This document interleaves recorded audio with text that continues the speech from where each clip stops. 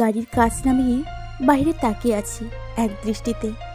ধমকা বাতাস আমার চুলগুলোকে এলোমেলো করে দিচ্ছে বারবার, সাথে এলোমেলো করে দিচ্ছে আমার মনটাকে, ভিতরটাকে। বারবার একটাই প্রশ্ন মনে যাচ্ছে, আদিলের সাথে কি আর কখনো দেখা হবে না? আব্বু ড্রাইভ করছেন, ইচ্ছে হচ্ছে প্রশ্নটা আব্বুকে করি, কিন্তু সাহস পাচ্ছি না। আব্বুর গোমরা মুখ দেখতে খুব খারাপ লাগছে, তাই আবার বাইরে প্রকৃতির দিকে নজর দিলাম। মানুষের মনের অবস্থা আর কেউ না বুঝুক, প্রকৃতি বোঝে। এই যে এখন আমার মনের আকাশের মতো প্রকৃতির আকাশও মেঘলা হয়ে আছে। আনিশা, আব্বুরটাকে ভাবনায় চ্যাট পড়ল। চলে এসছি নাকি? দুদিকে চোখ বোলালাম। বাসা তো এখনো অনেক দূর, অনেকটা রাস্তা যেতে হবে। তবে কি আব্বু কিছু বলতে চায়? কি রে, কি ভাবছিস?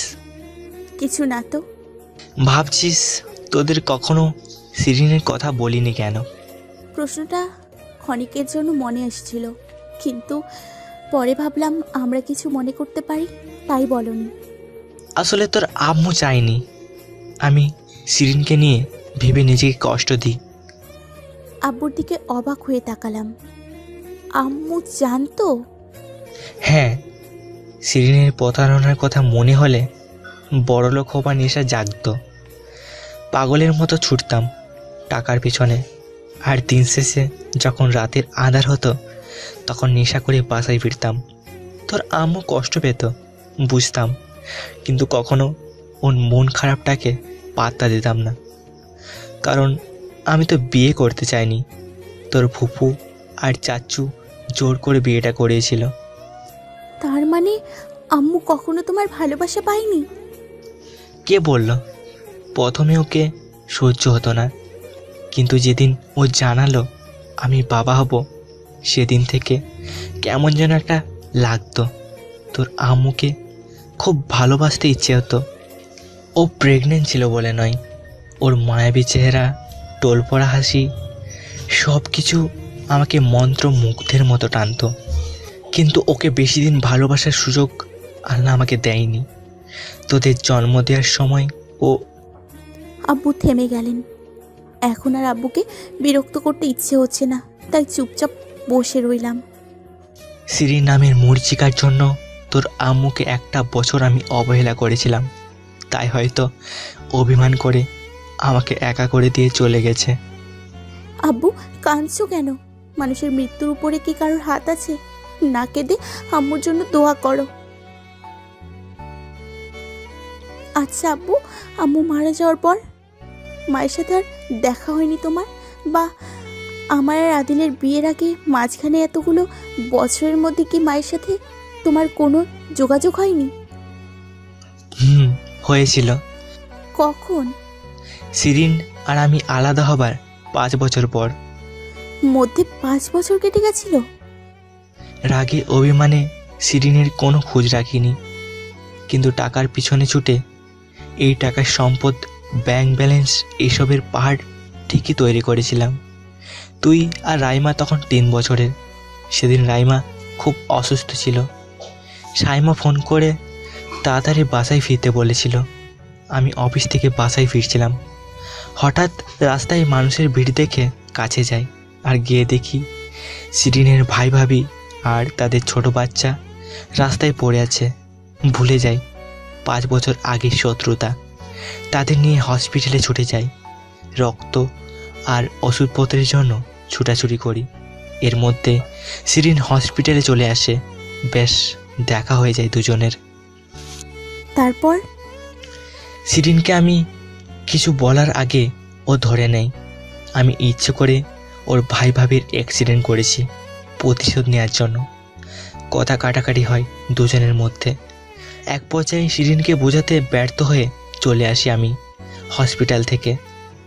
আর কখনো দেখা হয়নি? না, আমিও চেষ্টা করিনি। তুই আর রাইমা ছিলি, সাথে ছিল তোদের মায়ের স্মৃতি।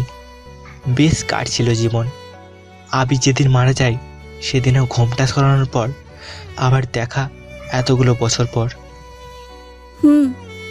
ভালোবাসা শব্দটা মাত্র 4 অক্ষরে, কিন্তু এর কষ্টের পরিমাণ অনেক বেশি। এই শব্দটা কখনো হাসায়, কখনো কাঁদায়। আমি ভাগ্যে খুব বিশ্বাস করি। ভাগ্য চাইলে তোর আর আদিলের কান্নার সমাপ্তি হবে। সেদিন আদিল ওর মায়ের নিষেধ অমান্য করে ঠিক তোর কাছে চলে আসবে। আসবে না আব্বু, কারণ ওর ফুপুকে কষ্ট দিতে চায় না। তাছাড়া আমিও চাই না এভাবে ও আমার কাছে ফিরে আসুক। আমি চাই না মা আমাকে মেনে। আব্বুর দিকে নজর পড়ল। আব্বু কি যেন অবাক হয়ে ভাবছে। আব্বু কি ভাবছো? ফুপু বললি তুই, নাকি আমি ভুল শুনছি? ভুল শুনবে কেন? উনি তো আদিলের মা নন, ফুপু হন। মানে? আব্বু গাড়ি থামিয়ে দিলেন, বিস্ময় ভরা চোখে তাকিয়ে আছেন আমার দিকে। আব্বু তুমি এত অবাক হচ্ছ কেন? তুমি জানতে না মা মানে আদিলের ফুপু এখনো বিয়ে করেনি? বিয়ে করেনি শিরিন? বিয়ে করেননি। উনি আদিলের মা হয়ে আছেন, কারণ ওরা যেন মায়ের অভাব বুঝতে না পারে, বিশেষ করে মিতু। তাহলে আদিলকে? আবির, আদিল, মিতু ওরা সবাই ওনার ভাইয়ের ছেলে মেয়ে। মিতু সেই ছোট বাচ্চা যে 17 বছর আগে অ্যাক্সিডেন্টের সময় রাস্তায় পড়েছিল? হ্যাঁ। শিরিন বিয়ে করেনি, অথচ আমি এতদিন ভেবে এসেছি আদিল ওর সন্তান। আব্বু বোকা হয়ে গিয়েছো নাকি? তোমাদের ব্রেকআপ হয়েছে 22 বছর, আর আদিলের কিছুদিন পর 27তম বার্থডে। ইস, কি যে ভাবো তুমি। সত্যি বোকা হয়ে গেছি। কিন্তু শিরিন বিয়ে করেনি কেন? ও তো... বুঝতে পারছি আব্বুর মন খারাপ হয়ে যাচ্ছে। যেভাবে হোক এই বিষয়টা বাদ দিতে হবে। আব্বু তুমি কি রাস্তায় থাকবে নাকি? যে কোনো সময় বৃষ্টি আসবে। ফুপু টেনশন করছেন, বাসায় কি যাবে? হ্যাঁ যাচ্ছি। আব্বু গাড়ি স্টার্ট দিলেন। আবারও মেঘলা আকাশ দেখায় মন দিলাম। ঝুম বৃষ্টি হচ্ছে। দুপুরের খাওয়া দাওয়া শেষে সবাই ড্রয়িং রুমে বসে গল্প করছি। আমি ফুপুর কোলে মাথা রেখে সোফায় শুয়ে আছি। আদিলের সাথে কাটানোর সময়গুলোর কথা ভেবে কখনো মন খারাপ হচ্ছে, তা কখনো আনমনে হেসে উঠছি। বড্ড বেশি মিস করছি আদিলকে।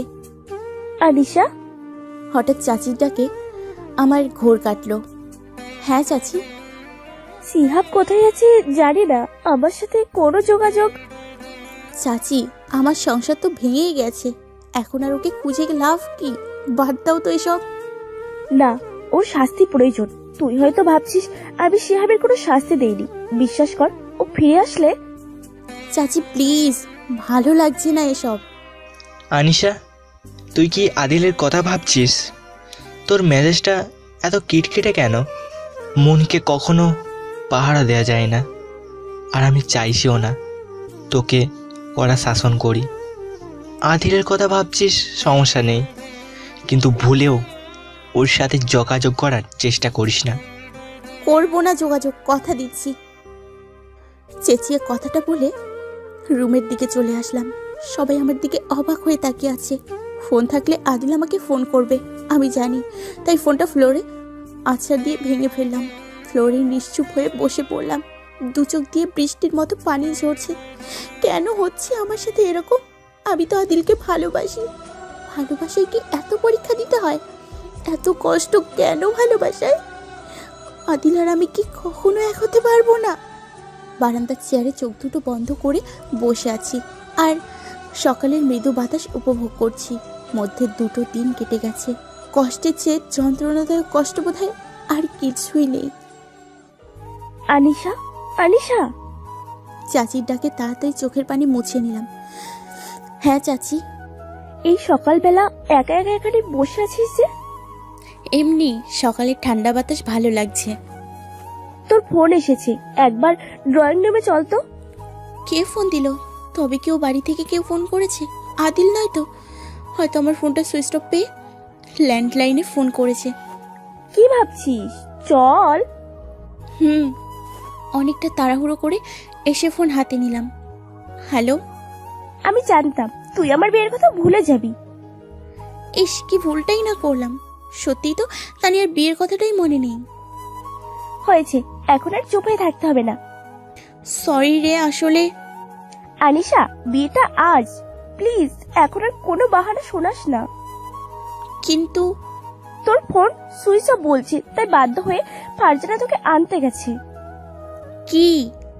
তাড়াতাড়ি চলে আসিস, রাখছি। তানিয়া শোন, দেখ ও ফোন রেখে দিল, কিন্তু আমার তো অনুষ্ঠানে যেতে ইচ্ছে করছে না। তাছাড়া আব্বু হয়তো যেতেই দেবে না। বারান্দায় দাঁড়িয়ে আছি, পাশে ফারজানা। ওকে সব কিছু বলেছি। ফারজানা বোবার মতো দাঁড়িয়ে আছে সব শুনে। ফারজানা তুই বল, আমি এখন কি করব? এত কিছু হয়ে যাবে আমি তো ভাবতেই পারিনি।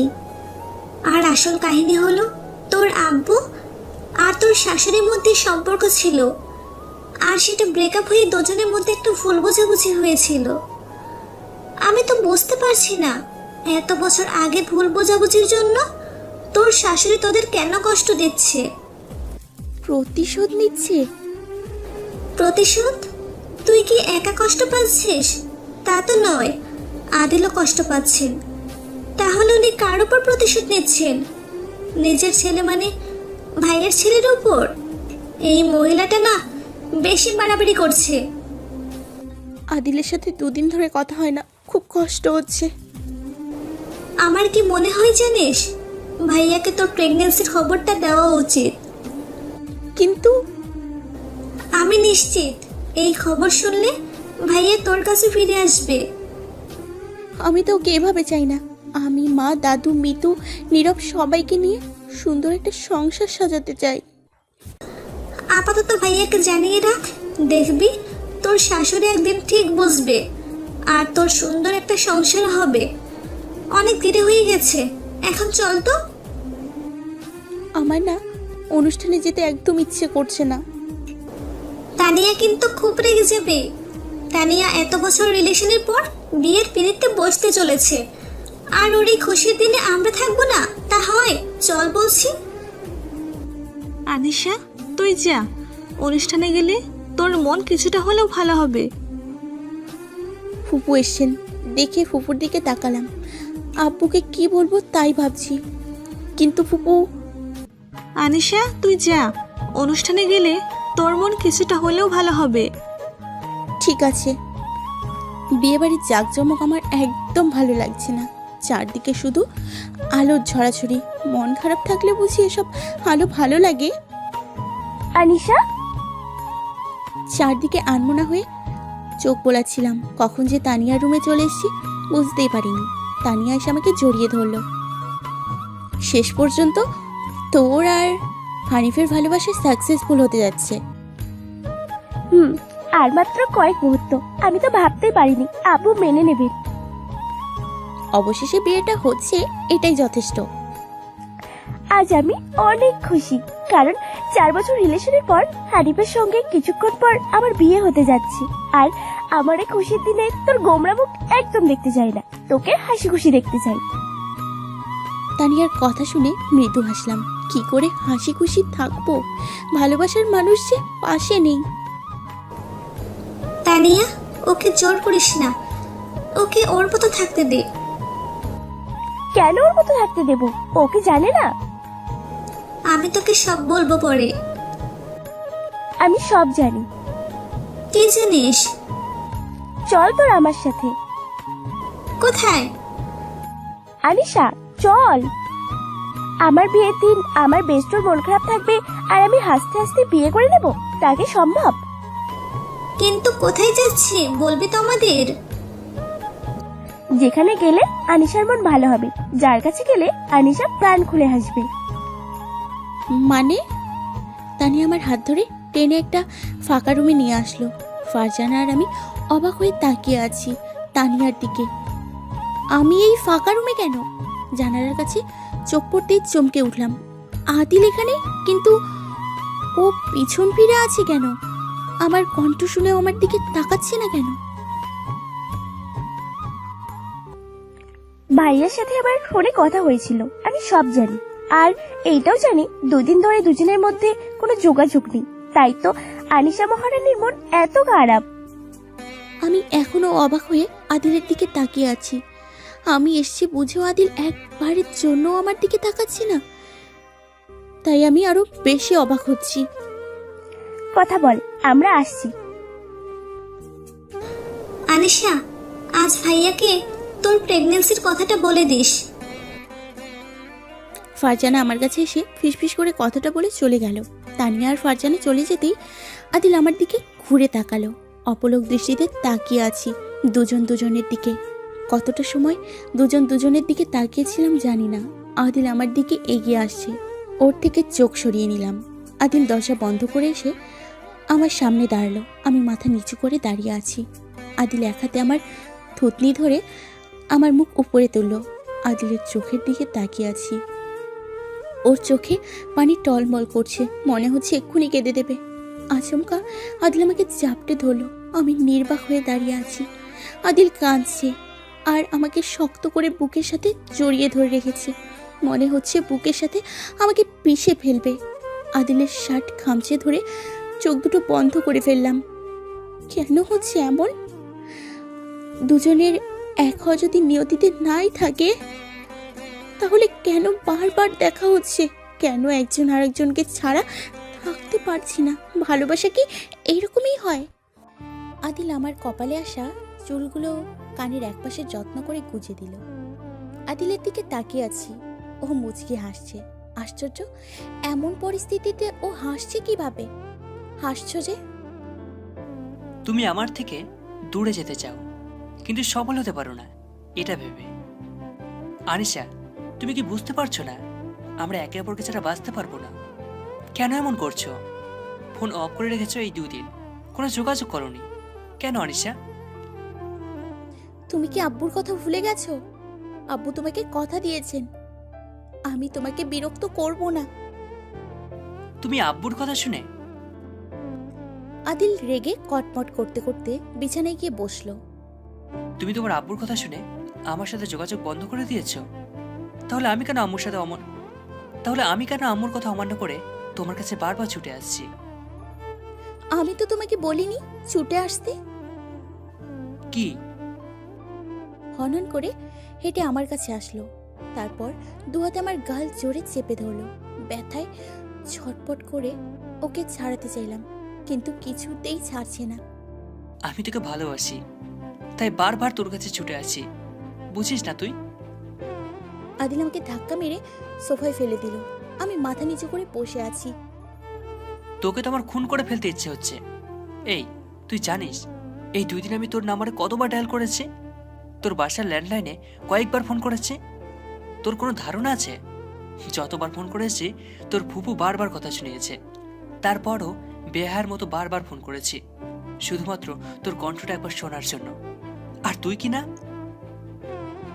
আদিল মাথায় হাত দিয়ে বিছানায় বসে আছে। আমি চুপচাপ বসে ওকে দেখছি। অনেক রেগে গেছে। এখন আমার চুপ হয়ে থাকা ছাড়া কোনো উপায় নেই। ডিভোর্স তো হয়েই যাবে। এই শেষ সময় ঝগড়া করতে চাই না। আমার সাথে যাবে? আদিল আমার কাছে এসে ফ্লোরে হাঁটু গেড়ে বসে আমার হাত দুটো ধরে তাকিয়ে আছে আমার দিকে। আদিল আমার উত্তরের অপেক্ষা করছে, কিন্তু ও কোথায় নিয়ে যাবে আমাকে? কি হলো বলো না, যাবে আমার সাথে? কোথায়? অনেক দূরে, যেখানে আমাদের ভালোবাসায় কেউ বাধা দেবে না। উফ, যাব না। রাগ দেখিয়েছি বলে অভিমান করছো? অভিমান নয়, আমি যাব না।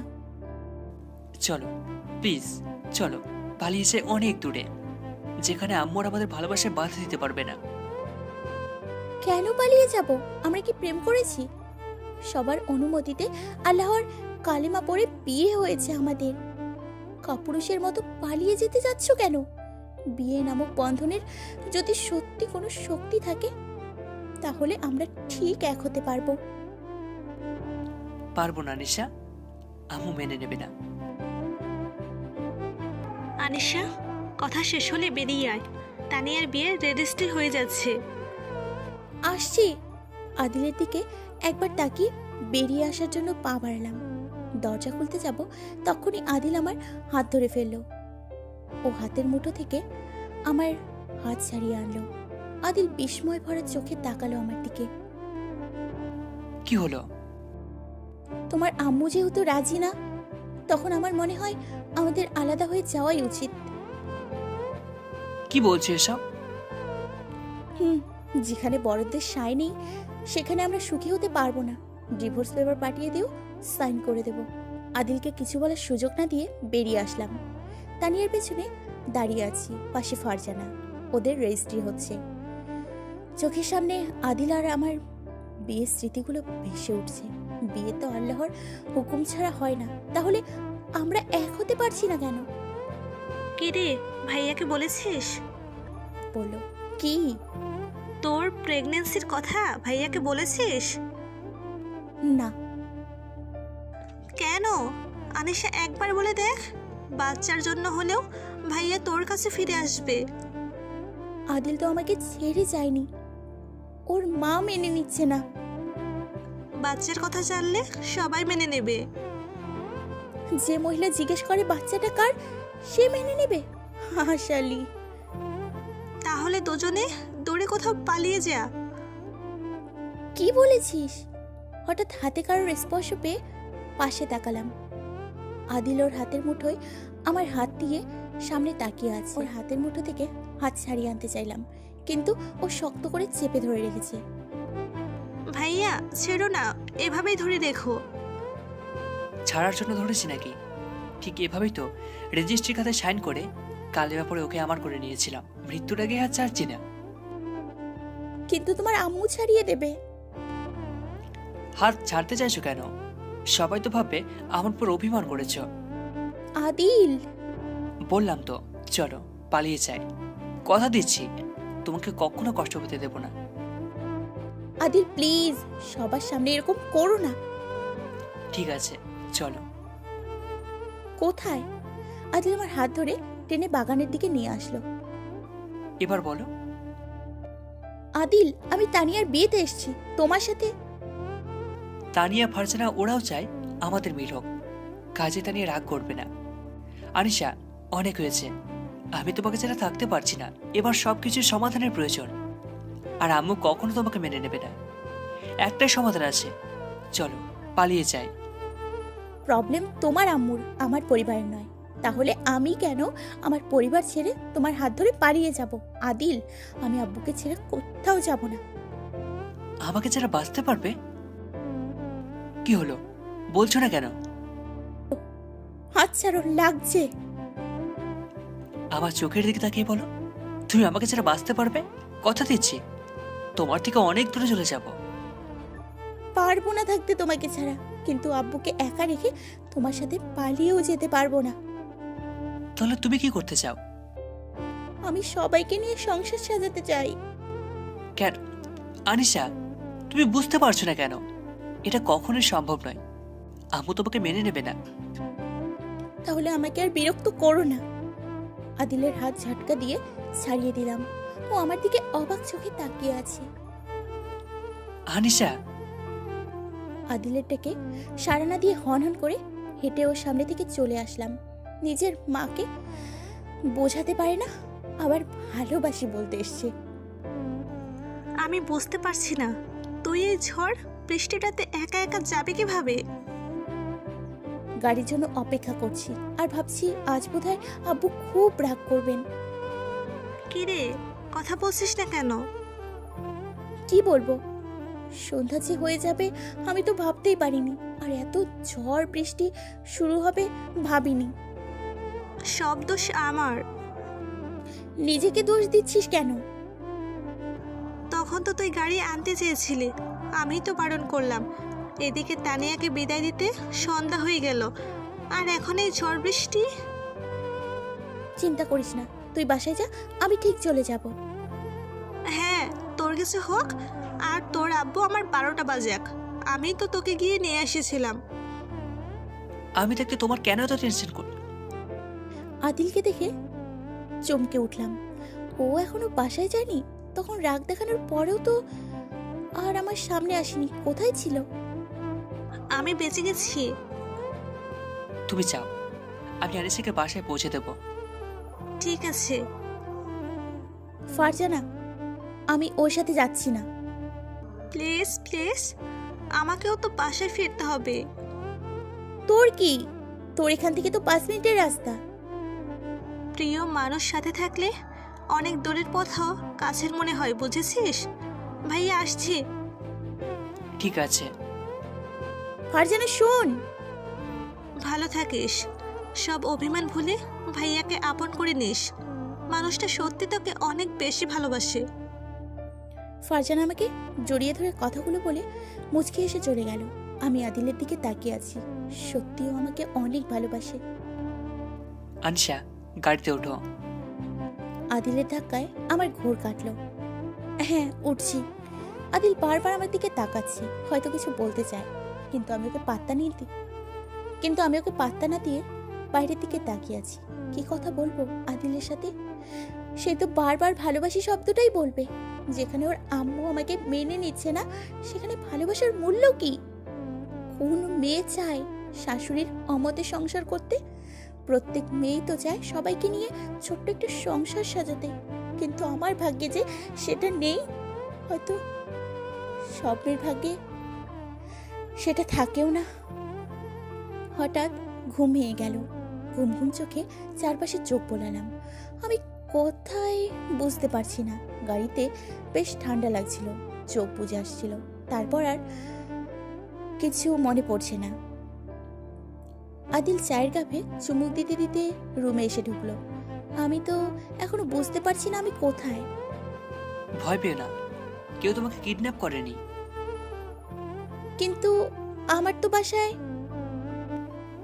এমন রোমান্টিক ওয়েদারে তোমাকে বাসায় দিয়ে ভদ্র ছেলের মতো আমিও বাসায় ফিরে যাব ভাবলে কিভাবে?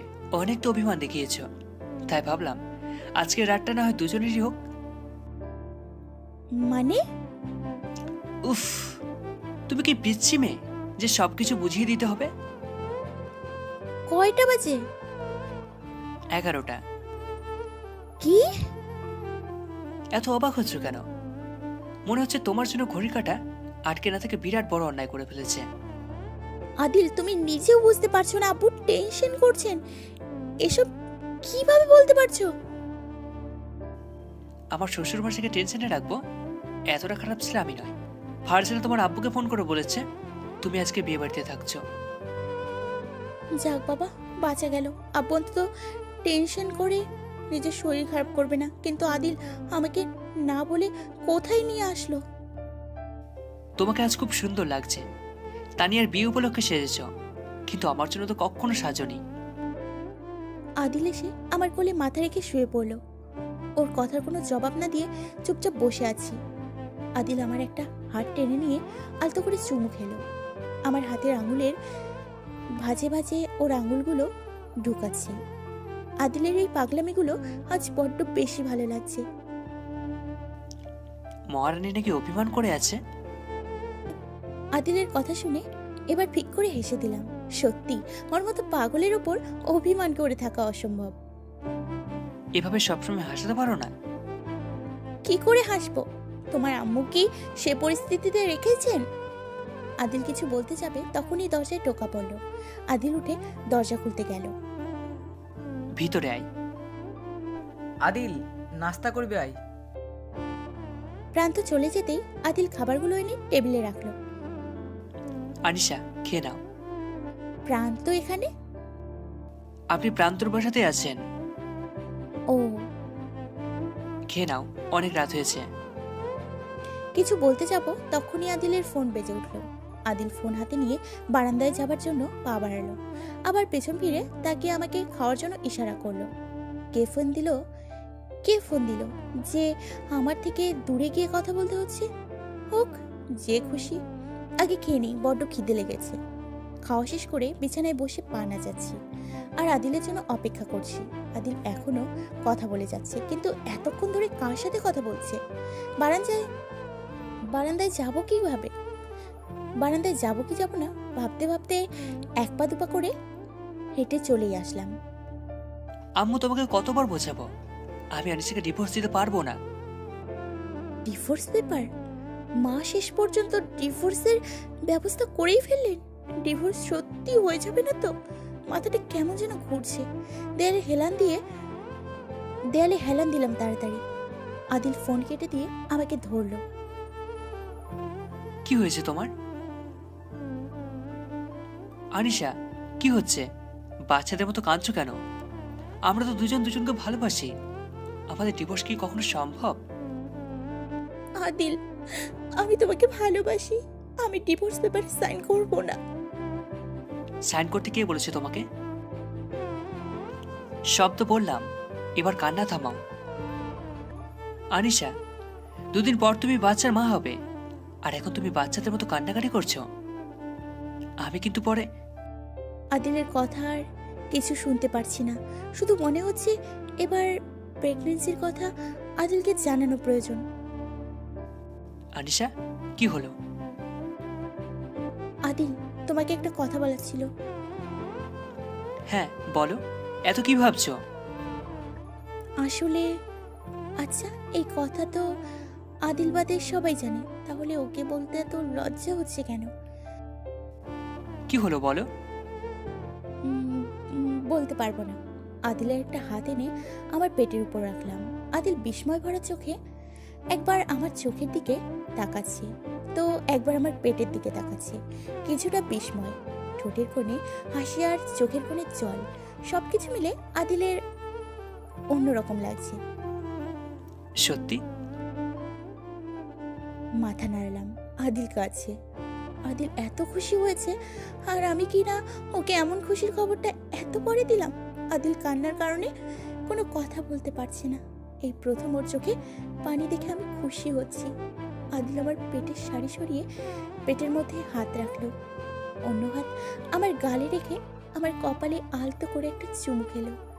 আদিল দু চোখ বন্ধ করে আমার কপালে ওর কপাল ঠেকালো। আমিও দু চোখ বন্ধ করে ফেললাম। আজ মনে হচ্ছে আমরা দুজন পৃথিবীর সবচেয়ে সুখী দম্পতি। আদিলের কোলে মাথা রেখে চুপচাপ শুয়ে আছি। আদিল এক হাতে ফোন টিপছে, তো অন্য হাতে আমার চুল বুলিয়ে দিচ্ছে। সকাল 9টা বাজে, আর কিছুক্ষণ পর বাসায় ফিরে যেতে হবে, কিন্তু যেতে মন চাইছে না। ইচ্ছে হচ্ছে আদিলের কাছেই থেকে যাই, আর ফিরে যেতে ইচ্ছে হচ্ছে না। আব্বু আর মায়ের দণ্ডের মাঝে মায়ের রাগের কাছে বারবার আমাদের ভালোবাসা হেরে যাচ্ছে, তাই আর ফিরে যেতে ইচ্ছে হচ্ছে না। কিন্তু না যেতে তো হবেই, না হলে আব্বু যে। আনিশা দেখো। কি? আদিল আমার সামনে ওর ফোনটা ধরলো। ফোনের স্ক্রিনে একটা ছোট্ট কিউট বেবির পিক ভেসে আছে। আমাদের বেবি এমন কিউট হবে। আদিলের দিকে তাকিয়ে মুচকি হাসলাম। আর চোখ দুটো হবে তোমার চোখের মতো। তাই? আনিশা, আমি আর ফিরে যাব না। এখান থেকে আমরা অনেক দূরে চলে যাব। আদিল আমার কপালে চুমু দিয়ে আমার একটা হাত ওর হাতের মুঠোয় পুরে নিল। না আদিল, আমি আব্বুকে একা রেখে তোমার সাথে দূরে যেতে পারবো না। কেন? আমার হাত ছেড়ে দিয়ে অবাক হয়ে তাকিয়ে আছে আমার চোখের দিকে। আব্বু তো আমাদের মেনে নিয়েছেন, আব্বু সব রাগ ভুলে গেছেন, তাহলে আমি কেন আব্বুকে শাস্তি দেব? আমি আব্বুকে ছেড়ে যেতে পারবো না। তুমি চাইলে। ঠিক আছে, তুমি বাসায় যাও, আমি আম্মুকে শেষবার বোঝানোর চেষ্টা করছি। উনি যদি না মানেন? মিতু আর তোমাকে নিয়ে অন্য বাসায় উঠব। যে আমার সুখের কথা না ভেবে নিজের জিদ আর রাগকে প্রাধান্য দেয়, তার কাছে আমি থাকবো না। কিন্তু আদিল। আনিশা প্লিজ, এখন আর কিছু বলো না। তুমি সবাইকে নিয়ে সংসার সাজাতে চাও, এটা সম্ভব না কখনো। আদিল, নাস্তা করবি আয়। আসছি। আনিশা রেডি হয়ে নাও, তোমাকে বাসায় পৌঁছে দিয়ে আমি বাসায় যাব। ঠিক আছে। রেডি হয়ে ড্রয়িং রুমে আসলাম। আদিল আর প্রান্ত বসে আছে নাস্তা টেবিলে। আনিশা এসো। ম্যাডাম ডাকবো নাকি ভাবি? প্রান্ত আর আদিল হাসছে। আমি মৃদু হেসে চেয়ার টেনে বসলাম। আদিল, কাল যা বলেছিলি, আমি ভাবছি মিতু আর নীরব আমার বাসায় উঠলে কেমন হয়। মিতু আর নীরব এই বাসায় উঠবে মানে? আনিশা তোমাকে বলা হয়নি, আমি ভাবছি আম্মুকে লুকিয়ে ওদের রেজিস্ট্রি করে ফেলবো। কি বলছো এসব? এছাড়া উপায় নেই, ওদের রেজিস্ট্রি হয়ে গেলে আম্মু আর ডিভোর্স নিয়ে ভয় দেখাতে পারবে না। কিন্তু আদিল, এটা অন্যায়। মা কিন্তু বিয়ে না করে শুধুমাত্র মিতুর জন্য, তোমাদের জন্য মা হয়ে আছেন। কিন্তু যে ফুপু তোমাদের কষ্টের কথা ভেবে নিজের সুখ বিসর্জন দিয়েছেন, তাকে না জানিয়ে মিতুর বিয়ের কথা ভাবছো কিভাবে? আদিল, উনি কিন্তু চাইলেই আব্বুর সাথে ব্রেকআপ হবার পর নতুন করে জীবন সাজাতে পারতেন, কিন্তু মিতুর কথা ভেবে উনি এখন আর আমাদের সুখ খোঁজেন না, এটাও কিন্তু সত্যি। কিন্তু তাই বলে লুকিয়ে বিয়ে? আদিল, এটা অন্যায় হয়ে যাবে। আর আম্মু যা করছে সেগুলো অন্যায় নয়। আনিশা, তুমি প্রেগনেন্ট, এই সময় তোমার... আদিল থেমে গেল, কি যেন ভাবছে। কিরে, কি ভাবছিস? আচ্ছা আনিশা, তুমি যে প্রেগনেন্ট সেটা তো আম্মু জানে না। জানলে হয়তো আম্মু তোমাকে মেনে নেবে না। মা জানেন? কি? যেদিন আমি অসুস্থ হয়ে হসপিটালে ছিলাম সেদিন আব্বু মাকে জানিয়েছেন, আর উনি আমাকে দেখতে হসপিটালেও গিয়েছিলেন। তুমি হসপিটালে ছিলে? ডায়েরির কথা সেদিন প্রথম বলেছিলেন, সেদিনই। এই জন্য তুমি সেদিন অফিসে যাওনি? মা প্রেগনেন্সির কথা শুনে মেনে নেয়নি? সবই নিষেধ করেছিল, আর আমিও রাগে বলিনি। মা খুব বাজে কথা বলেছিলেন তাই। মা প্রেগনেন্সির কথা শুনে মেনে নেয়নি? না, উনি উল্টো আমাকে আব্বু ফুপু চাচি সবার সামনে জিজ্ঞেস করেছিলেন বেবিটা কার, তোমার নাকি শিহাবের। কথাগুলো বলতে গলায় কান্নার ধলা পেকে আসছিল, তাও বললাম, না হলে যে সেদিন আমাকে আদিল ভুল বুঝবে। কি? তোর আম্মু এতটা নিচ? ছি, এসব শোনার পর যে কোনো মেয়ে রাগ হবে। ভাবি যে তোকে এখনো ভালোবাসে, এটাই তো তোর ভাগ্য। আনিশা, তুমি আবার আমাকে বলেছো ওই মহিলাকে লুকিয়ে মিতুর বিয়ে দিলে অন্যায় করা হবে। আরে এই মহিলা তো... আদিল প্লিজ নিজেকে সামলাও। উনি এমন কথা বলেছেন যখন, অবশ্যই তার কারণ আছে। নিশ্চয়ই শিহাব মাকে এমন কিছু বলেছেন যা শুনে মা আমাকে সন্দেহ করে এসব বলেছেন। তুমি এখনো মায়ের দোষ ঢেকে যাচ্ছ? দোষ ঢাকছি না, শুধু তোমাকে বোঝাতে চাইছি যেখানে দোষী শিহাব, মা নয়। মা শিহাবের কথা শুনে এসব বলেছেন। শিহাবকে খুঁজে পেলে সব সমাধান হয়ে যেত। ঠিক আছে, এখন বাসায় চলো, তোমার আব্বু হয়তো টেনশন করছেন। চলো। প্রান্তর থেকে বিদায় নিয়ে বেরিয়ে পড়লাম। আদিল আমাকে বাসায় পৌঁছে দিয়ে চলে গেল। আমি কলিং বেল চাপতে যাব, তখনই কে যেন দরজা খুলে বেরিয়ে আসলো। তখনই দেখি শিহাব ভাইয়া। এভাবে আমাদের বাসাতে ওকে দেখতে পাবো ভাবিনি। ভাইয়া আমার দিকে এক নজরে তাকিয়ে বেরিয়ে যাওয়ার জন্য পা বাড়ালো। ভাইয়া দাঁড়াও। কি? আমার সংসার ভেঙে দিয়ে কোথায় চলে যাচ্ছ? আমি তোর সংসার ভাঙিনি, বরং তোর জন্য আম্মু আর আমার মা ছেলের সম্পর্ক ভেঙে গেছে। মানে? আম্মু আমাকে ছেলে বলে অস্বীকার করেছে, বলেছে আমি নাকি আম্মুর কাছে মৃত। ভাইয়া কথাগুলো বলতে গিয়ে কেঁদে দিল। চাচি এত বড় শাস্তি দিল ভাইয়াকে? যা করেছিস তারপর তো তোর জন্য এর চেয়ে বড় কোনো শাস্তি হয় না। আব্বু গাড়ি থেকে নেমে আসছেন দেখে অবাক হলাম। আব্বু কোথায় ছিলেন? আব্বু তুমি এই সকালবেলা কোথায় গিয়েছিলে? তানিয়াদের বাসায় তোকে আনতে। এখন আব্বুকে কি বলবো? আমি তো আদিলের সাথে ছিলাম। কোথায় ছিলি তুই? আব্বু আমি... আদিলের সাথে? শিহাব, আমার মেয়েটা আদিলকে ছাড়া থাকতে পারছে না। ও তিলে তিলে শেষ হয়ে যাচ্ছে। তুই আমার মেয়ের সংসার ভেঙে দিলি। শাশু, আমি... ভিতরে চল। আব্বু ভাইয়ার হাত ধরে টেনে ড্রয়িং রুমে নিয়ে আসলেন। এবার বল, কেন করেছিস আমার মেয়ের সর্বনাশ? ভাইয়া কি হয়েছে? ফুফু আর চাচি রান্নাঘরে ছিলেন। আব্বু চেঁচামেচি শুনে আসলেন। ভাইয়া, ওকে আমার পক্ষ থেকে যা শাস্তি দেওয়ার আমি দিয়েছি। এখন তোমাদের যা শাস্তি দেওয়ার ইচ্ছে হয় তোমরা দিতে পারো। তার আগে আমি জানতে চাই, ও আমার মেয়ের সংসার ভেঙেছে কেন? ভাইয়া আস্তে চেঁচামেচি করো। আমার মেয়ে এই প্রেগনেন্ট অবস্থায় কেঁদে কেঁদে শেষ হয়ে যাচ্ছে, আর আমাকে তুই আসতে চেঁচাতে বলছিস? শিহাব বল, কেন করছিস এসব? আব্বু ভাইয়ার দুগালে একের পর এক থাপ্পড় দিয়ে যাচ্ছেন। আব্বু কি করছো? শান্ত হও। আনিশা প্রেগনেন্ট? হ্যাঁ, আনিশা প্রেগনেন্ট। তোর জন্য শুধু এই অবস্থাতেও মেয়েটা শ্বশুর বাড়ি যেতে পারছে না। ভাইয়া কেন করেছো এরকম? কি লাভ হয়েছে তোমার? তোকে অনেক আগে থেকে ভালোবাসি, তাই তোর সংসার ভাঙতে চেয়েছিলাম। ভেবেছিলাম তোর ডিভোর্স হয়ে গেলে শাশুর আর কিছু করার থাকবে না আমার কাছে বিয়ে দেওয়া ছাড়া। ডিভোর্স? ভালোবাসিস? সেটা আনিশার বিয়ের আগে বলতে পারতিস। বলতে চেয়েছিলাম, কিন্তু চাচু হুট করে বিয়ের সব ব্যবস্থা করে ফেললেন যে আমি আর কোনো সুযোগই পেলাম না। তখন সুযোগ পাসনি বলে এখন ওদের ডিভোর্স করিয়ে সুযোগ করার চেষ্টা করছিলি? ছি! আমি ভুলে গেছিলাম দুজন ভালোবাসার মানুষকে কখনো আলাদা করা যায় না। ডিভোর্স হলে হয়তো ওরা কাগজে কলমে আলাদা হয়ে যেত, কিন্তু ওদের মন ঠিকই এক থাকতো, একে অপরকে ভালোবাসতো। সংসার ভেঙে দিয়ে এখন এই কথাটা উপলব্ধি করতে পেরেছো? ভাঙেনি তো, ডিভোর্স তো হয়নি। কিন্তু ওর শাশুড়ি ওকে ভুল বুঝেছে, তোকে নিয়ে সন্দেহ করেছে, এমনকি ওর পেটের সন্তানটাকেও তোর সন্তান ভাবছে। তুই আনিশার শাশুড়িকে কি বলেছিস যে ও আনিশাকে ভুল বুঝেছে? বলেছি আনিশার সাথে আমার অনেক বছরের রিলেশন। আমাকে যে ভালোবাসো কথাটা কখনো আমাকে বলেছিলে? ভালোবাসলে বলতে হয়, এভাবে ক্ষতি করতে নেই। আমার মেয়েদের কি আমি কখনো কষ্ট কি বুঝতে দিই? এক মেয়ে তো সুসাইড করলো, আরেক মেয়ে এখন তোর জন্য কাঁদতে হচ্ছে। আব্বু কাঁদতে কাঁদতে গিয়ে সোফায় বসলেন, আমিও আব্বুর পাশে এসে বসলাম। তুই আনিশাকে সত্যি ভালোবাসিস? বল, ভালোবাসিস কিনা? হ্যাঁ, বাসি। চাচির ধমক শুনে ভাইয়া কেঁপে ওঠে, মাথা নিচু করে ফেললো।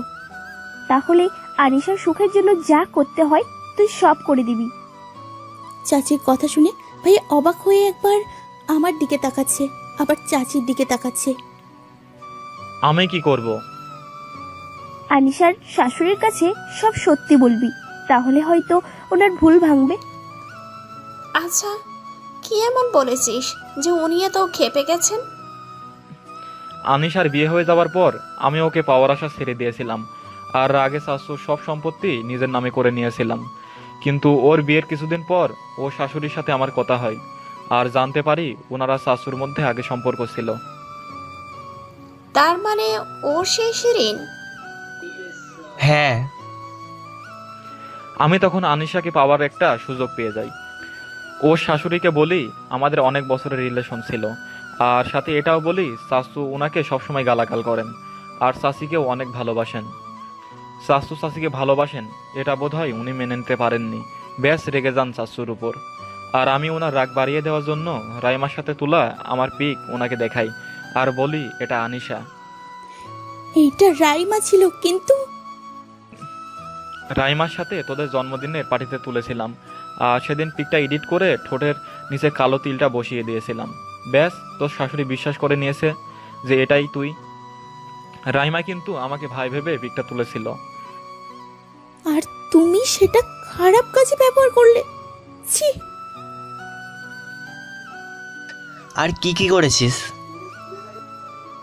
রাইমা আর আবিরের সম্পর্কের কথা যখন জানতে পারলাম তখন আবির হসপিটালে আর রাইমা মৃত। আনিশার শাশুড়ি তোমাদের উপর রেগেছিল, আমি ওনার রাগ বাড়িয়ে দেওয়ার জন্য বলেছিলাম। আবিরের পাগল হওয়ার জন্য রাইমা দায়ী। আসলে উনি শাশুর উপর রেগে আছেন, আর এই রাগের কারণেই উনি সবকিছুতে বেশি বেশি রাগ করতেন। আর সেদিন বলেছিলাম আনিশা আদিলের সাথে থাকলেও ভালোবাসে আমাকে, আমার সাথে এখনো সম্পর্ক আছে, তাই উনি রেগে গিয়েছিলেন। নিজের ছেলের বউয়ের সম্পর্কে এসব শুনলে কোন মা মেনে দিবে? আর তুমি ভাবলে কিভাবে আমার সংসার ভেঙে গেলে আমি তোমার হয়ে যাব? ভুলে গিয়েছিলাম জোর করে ভালোবাসা পাওয়া যায় না। এইটাকে ভালোবাসা বললে ভালোবাসাকে অপমান করা হবে। যে ভালোবাসে সে কখনো ভালোবাসার মানুষের ক্ষতি করতে পারে না।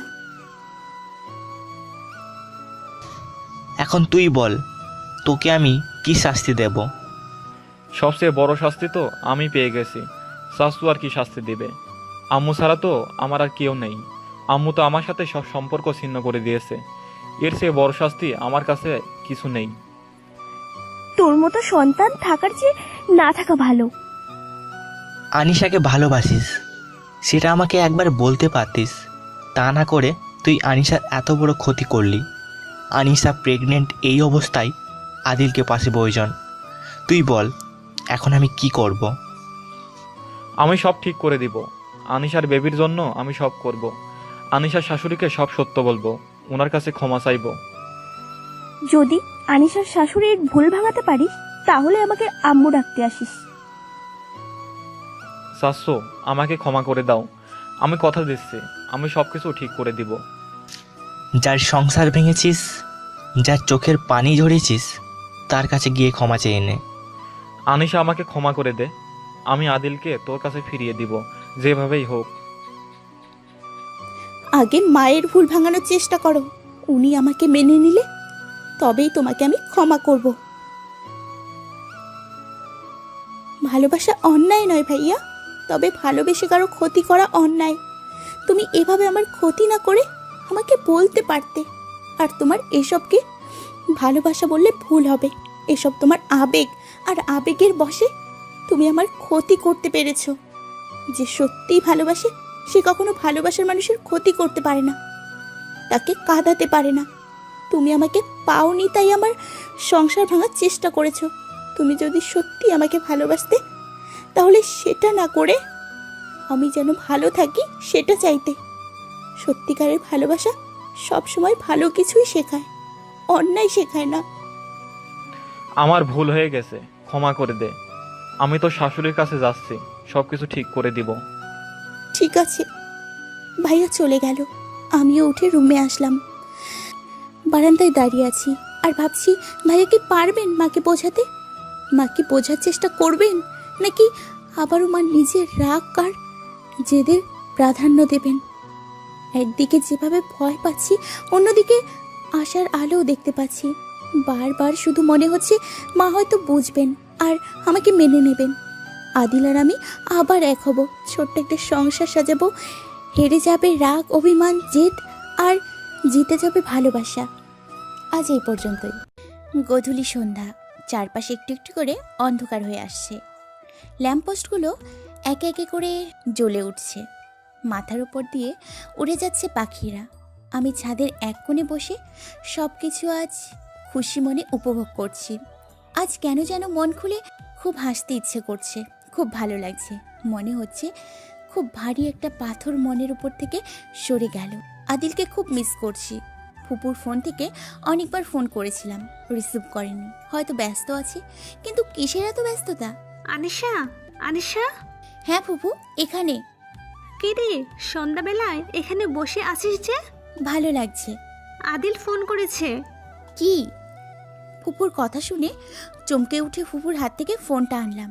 আসলে তুই একটা পাগলি, কথা বল, আমি আসছি। ফুপু চলে যেতেই আদিলের নাম্বারে ডায়াল করলাম, কিন্তু রিসিভ করছে না। কিসের যে এত ব্যস্ততা ওর? আনিশা, এত ব্যস্ততা কিসের তোমার? একবার বেরোতে পারবে? এই সন্ধ্যাবেলায়? হ্যাঁ, খুব প্রয়োজন। কিন্তু আব্বু নিষেধ করবেন। দেখো না, একবার বলে। কি হয়েছে আদিল? কি হবে? কিছু হয়নি, তুমি আসো, 1 ঘন্টার মধ্যে আবার ফিরে যাবে। ঠিক আছে, আব্বুকে বলে দেখছি। কিন্তু কোথায় আসবো? প্রান্তর বাসায়। প্রান্তর বাসায় কেন? আসার পরই বুঝতে পারবে। ঠিক আছে। ফোন রেখে ভাবছি আদিল প্রান্তর বাসায় যেতে বললো কেন? কি প্রয়োজন? ফুপু বিছানায় আছোয়া হয়ে বসে বই পড়ছেন। ভাবছি ফুপুকে কি বলবো, আব্বুর থেকে পারমিশন নিয়ে যেতে হবে। কি রে, ও কিছুকে মারছিস কেন? কথা হলো? হয়েছে। কি বললো? একটু বাইরে যেতে বলেছে, কি যেন প্রয়োজন। এই সন্ধ্যাবেলায়? তাতে কি হয়েছে? আদিল তো আছেই, ওর ওপর তোমাদের ভরসা নেই? ভরসা থাকবে না কেন? ছেলেটা তো তোকে অনেক ভালোবাসে, তবুও। ফুপু প্লিজ, কি যেন প্রয়োজন বললো। কি প্রয়োজন? জানি না। আচ্ছা ফুপু, এমন নয় তো ভাই আমাকে সব বলেছে আর মা আমাকে মেনে নিয়েছেন? সেটা হলে তো আদিল তোকে ফোনেই বলতো। হয়তো সারপ্রাইজ দিতে চেয়েছে। হতে পারে। আচ্ছা তুই যা, আমি ভাইয়া আসলে বলে দেব। আব্বু কোথায়? কার সাথে যেন দেখা করতে গেছেন। ঠিক আছে, আমি আসছি। গাড়ি নিয়ে যা, আর সাবধানে যাস। ওকে। ড্রাইভ করছি আর ভাবছি, আমি যা ভাবছি তা কি সত্যি হতে চলেছে? মা কি আমাকে মেনে নিয়েছেন? যদি তাই হবে তাহলে আদিল আমাকে প্রান্তর বাসায় যেতে বললো কেন? আচ্ছা, ভাইয়া কি আদেও মাকে সব সত্যি বলেছে? উফ, হাজারটা প্রশ্ন এসে মাথায় কিলবিল করছে, আর সব প্রশ্নের উত্তর আদিল দিতে পারবে। প্রান্তর বাসায় এসে দরজা খোলা দেখে সোজা ভেতরে ঢুকলাম। ড্রয়িং রুমের অবস্থা দেখে চমকে উঠলাম। মিতু বউ সেজে আর নীরব বর সেজে সোফায় বসে আছে, আর পাশে কাজী সাহেব, আদিল আর প্রান্ত। কি হচ্ছে এসব? শেষ পর্যন্ত আদিল ওর কথাই সত্যি করে ফেললো। ও আনিশা, তুমি এসে পড়েছো? আদিলের কথায় ভাবনার ছাদ পড়ল। এসব কি হচ্ছে আদিল? বিয়ে হচ্ছে। কিন্তু আদিল, চুপ করে বসো, যা বলার তোমার পরে বলবে। আদিল আমার কথা তো শোনো। ওদিকে চলো। আদিল আমার হাত ধরে টেনে দূরে নিয়ে আসলো। হাত ছাড়ো, কি করছো এসব? মিতুর বিয়ে দিচ্ছি। এভাবে? তো কিভাবে দেব? আদিল, দেখো নিশা, আমার বোনের সুখের কথা ভেবে আমি এসব করছি, আর ভুল কিছু করছি না। আমি ওদের এভাবে বিয়ে না দিলে আম্মু মিতুর বিয়ে অন্যদিকে দিয়ে দিত, আর এতে মিতু কষ্ট পেত। আম্মু মিতুর সুখের কথা না ভাবলেও আমি ভাবি নীরব মিতুকে অনেক সুখে রাখবে, এটা আমি জানি। তুমি তো আমার কোনো কথাই শুনছো না। তোমার কথাগুলো আমার মুখস্থ হয়ে গেছে। আম্মুকে না জানিয়ে ওদের বিয়েতেও অন্যায় করা হবে। তুমি আমার সাথে একা থাকতে চাও, নাকি সবাইকে নিয়ে সংসার সাজাতে চাও? উফ আনিশা, আর কত বোঝাবো তোমাকে? আমার কথা তো শুনবে তুমি। আমার চিৎকার শুনে আদিল অবাক হয়ে তাকিয়ে আছে আমার দিকে। এভাবে রেগে যাচ্ছ কেন? তো কি করব? আমাকে কিছু বলার সুযোগই দিচ্ছ না। শেষ একটা সুযোগ হয়েছিল সবকিছু সমাধান করার। মিতুর বিয়ে এভাবে দিয়ে তুমি শেষ সুযোগটাকেও নষ্ট করে দিলে। মানে কি সুযোগ? শিয়া ভাইয়া শব্দ স্বীকার করেছে, নিজের ভুল বুঝতে পেরেছে, আর বলেছে মাকে সব সত্যি বলে মায়ের ভুলটা ভাঙানোর চেষ্টা করবে। সব সমস্যা ভাইয়া সৃষ্টি করেছিল, তাই ভাইয়া সব সত্যি বলে অবশ্যই মাকে বোঝাবে। কিন্তু তুমি এখন যে ভুল করেছো, তারপর তো মা আর তোমাকে ক্ষমাই করবেন না। আদিল চুপচাপ ফ্লোরে হাঁটু গেড়ে বসে পড়ল। আদিল, বিয়েটা এখনো হয়নি, যাও বিয়েটা ভেঙে দাও। মাকে বুঝিয়ে নীরবের সাথেই আমরা মিতুর বিয়ে দেব। আনিশা, বিয়ের কথা বাদ দাও, আমি আরো একটা ভুল করে ফেলেছি। আবার কি ভুল করেছো তুমি? চুপ করে থেকো না, বলো কি করেছো? শিয়া বলে আমাকে সব বলতে আমাদের বাসায় গিয়েছিল, কিন্তু আমি কি করেছো তুমি? আর নীরব শিয়াবকে কিছু বলতে না দিয়ে ওকে মেরে। কি? ভাইয়াকে মেরে ফেললে? প্রাণে মারিনি, হসপিটালে ভর্তি আছে। আদিল, কি করেছো এটা? আচ্ছা, তুমি কি চাও না মা আমাকে মেনে নিক? সব শেষ, শেষ সুযোগটুকু নষ্ট হয়ে গেল। আনিশা, আমি সরি, আসলে। একদম চুপ। আদিলকে রেখে তাড়াতাড়ি মিতুদের কাছে আসলাম। সবাই মিষ্টি খাওয়া নিয়ে ব্যস্ত। তার মানে বিয়ের কাজ শেষ। এখন কি হবে? মা তো আর আদিলকে ক্ষমা করবেন না। আরে ভাবি, মিষ্টি নাও। প্রান্তর কথায় সাড়া না দিয়ে চুপচাপ সোফায় বসে পড়লাম। ভাবি, কি হয়েছে? তোমাকে এমন দেখাচ্ছে কেন? ভাবি, কি হয়েছে? কিছু হয়নি। আনিশা, কেন রেগে আছো? বললাম তো, আর তোমার কথার অবাধ্য হব না। এই নাও মিষ্টি খাও। আদিল হাসতে হাসতে এসে আমার মুখে জোর করে একটা মিষ্টি পুড়িয়ে দিল। আমি আদিলকে চোখ বড় বড় করে দেখছি। একটু সময় এতটা স্বাভাবিকও হলো কিভাবে? মিতু, তোর ভাবি আমার উপর রাগ করে আছে, ও রাগ ভাঙিয়ে আসছি। আরে কি করছো? আদিল আমাকে এক প্রকার জোর করে টেনে উপর রুমে নিয়ে আসলো। মুখ গোমরা করে রেখেছো কেন? আদিল, তুমি কি বুঝতে পারছো না তোমার আজকের এই দুইটা ভুলের জন্য আমাদের দুজনের কত বড় ক্ষতি হতে পারে? আনিশা, যা হবার তা তো হয়েই গেছে। এসব মিতু আর নীরব শুনে আজকের এই খুশির দিনে ওদের মন খারাপ হোক, আমি তো চাই না। আজ না হয় চুপ থাকলে, কিন্তু কাল কাল তো মায়ের সামনে গিয়ে তোমাদের দাঁড়াতেই হবে। যাব না, আমি মিতুকে নিয়ে আর ফিরে যাব না। আমি আলাদা বাসা নিয়ে তোমাদের সবাইকে নিয়ে থাকবো। যে তোমাদের মায়ের ভালোবাসা দিয়েছে তাকে ভুলে যাবে? সে কি আমাদের সুখের কথা ভেবেছে? আদি, মিতু আজ কোনো কারণে কান্না করুক, তা আমি চাই না। আর হ্যাঁ, ওরা আজ এই বাসাতে থাকবে না, ওরা বাসায় ফিরে যাবে আর মায়ের দোয়া নিয়েই নতুন জীবন শুরু করবে। অনেক ভুল করেছো, তোমাকে আর কোনো ভুল আমি করতে দেব না। আনিশা শোনো। আদিলের ডাকে সাড়া না দিয়ে চলে আসলাম। মিতু আর নীরব পিক তুলতে ব্যস্ত আছে। ওদের এই খুশির মুহূর্তটাকে নষ্ট করতে ইচ্ছে হচ্ছে না, কিন্তু কিছু করার নেই। মায়ের থেকে সারা জীবনের জন্য দূরে সরে যাওয়ার থেকে এখন মায়ের বকা হজম করা ভালো। মিতু। আনিশা প্লিজ। হ্যাঁ ভাবি, কিছু বলবে? আনিশা। মাকে না জানিয়ে বিয়ে করে ফেললে। দাদু কি দোষ করেছেন? দাদুর কি তোমাকে বউ সাজে দেখার ইচ্ছা ছিল না? বাসায় চলো। কিন্তু ভাবি, এখন ক্ষমা চাইলে মা হয়তো ক্ষমা করে দিতে পারেন, কিন্তু পরে ক্ষমা চাইলে নাও ক্ষমা করতে পারেন। হ্যাঁ মিতু, বাসায় চলো। আম্মুকে না জানিয়ে বিয়ে করেছি। আম্মুর দোয়া ছাড়া নতুন জীবন শুরু করতে মন একদম সায় দিচ্ছে না। নীরব, আনিশার সাথে তুইও পাগল হয়ে গেলি? ভাগ্যে যা আছে তা তো হবেই। চলো। আদিল, কোনো সমস্যা হলে আমাকে ফোন করিস। ড্রাইভ করছি আর বারবার আদিলকে আর চোখে দেখছি। কপালে একটা হাত রেখে আদিল এক দৃষ্টিতে সামনের দিকে তাকিয়ে আছে। জানি আদিল টেনশন করছে, কিন্তু এছাড়া কোনো উপায় ছিল না। ওদিকে শিহাব ভাইয়ের কী অবস্থা কে জানে। পেছনে তাকালাম, মিতু নীরবের কাঁধে মাথা রেখে বসে আছে। ওদের দুজনের মুখেও চিন্তিত ভাব। আমার যে চিন্তা হচ্ছে না তা তো নয়, আমিও ভয় পাচ্ছি কি হবে তা ভেবে। কলিং বেল চাপতেই মা এসে দরজা খুললেন। আমি আর আদিল একপাশে, মিতু আর নীরব একপাশে দাঁড়ানো। মা মিতু আর নীরবের দিকে অবাক হয়ে তাকিয়ে আছেন। সিরিন, ওরা এসছে বোধ হয়। আমি বলছিলাম না ওরা যেখানেই থাকে তাড়াতাড়ি বাড়ি ফিরে আসবে। তুই শুধু শুধু টেনশন করছিলি। একটু রাত হয়েছে ওদের ফিরতে, এই আর কি। দাদু কথাগুলো বলতে বলতে দরজার কাছে আসলেন। মিতু আর নীরবকে দেখে চমকে উঠলেন। মা এখনো ওদের দিকে তাকিয়ে আছেন। এইসব কি আদিল, আনিশা, এসব কি? মিতু আর নীরব? বাবা দেখেছ, ওরা বিয়ে নিয়ে ব্যস্ত ছিল আর আমি এদিকে টেনশন করে মরছি। আদিল, এসব কি?